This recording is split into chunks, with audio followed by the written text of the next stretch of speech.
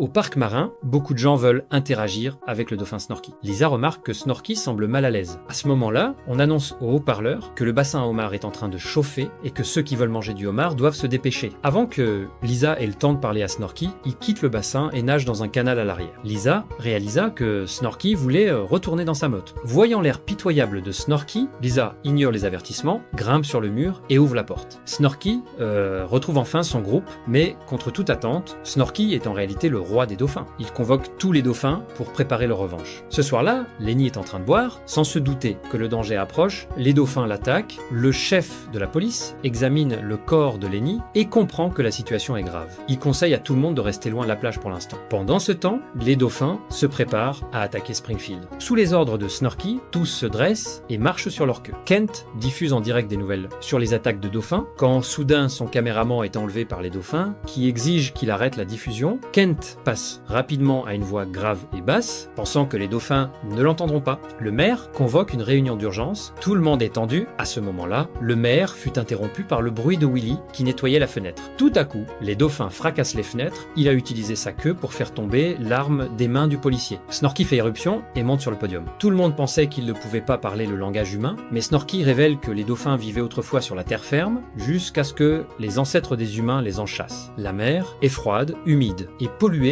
par les déchets humains. Il annonce son plan, chasser les humains dans la mer. À ce moment-là, Homer prend la parole et encourage tout le monde, déclarant que grâce à leur intelligence, les humains peuvent gagner. Homer grimpe sur une statue et prononce son discours.